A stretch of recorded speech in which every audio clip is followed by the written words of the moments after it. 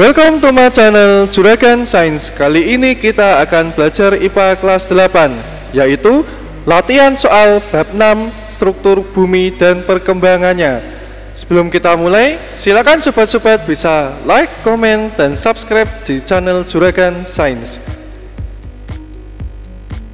Soal nomor 1, perubahan bentang alam yang menyebabkan pembentukan geologi yang berasal dari dalam bumi disebut A. In situ, B. Ex situ, C. Endogen, D. Exogen.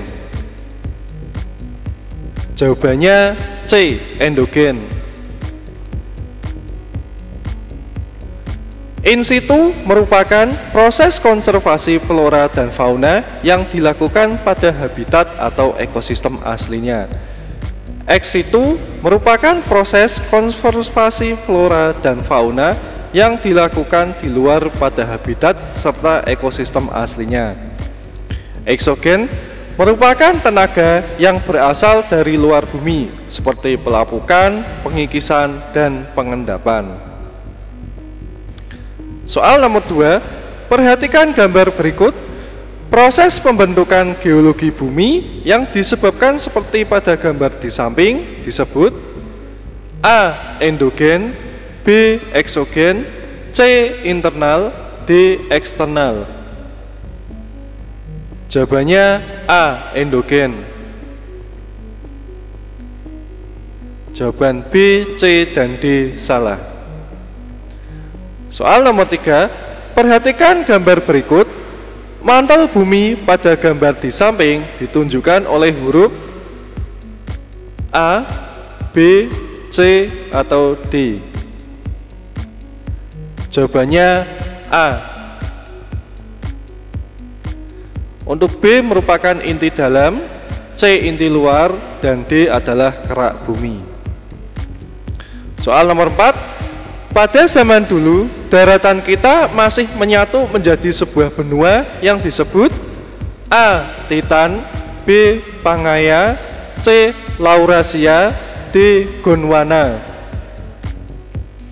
Jawabannya B. Pangaea.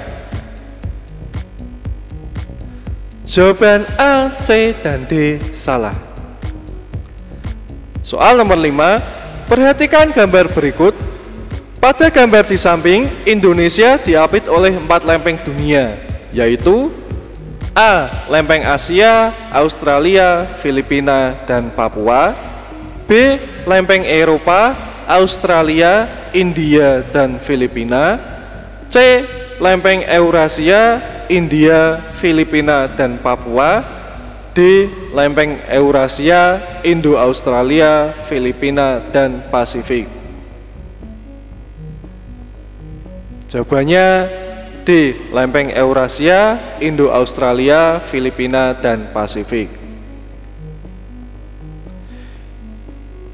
Indonesia terletak pada persimpangan antara 4 lempeng dunia, yaitu lempeng Eurasia, Indo-Australia, Filipina, dan lempeng Pasifik. Jawaban A, B, dan C salah. Soal nomor 6, perhatikan gambar berikut.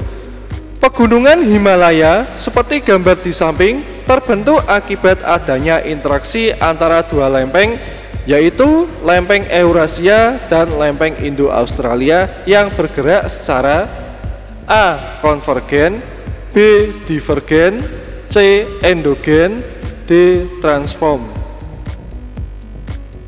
Jawabannya A. Konvergen. Konvergen merupakan gerakan dua lempeng yang saling mendekati sehingga saling bertabrakan atau bertumbukan.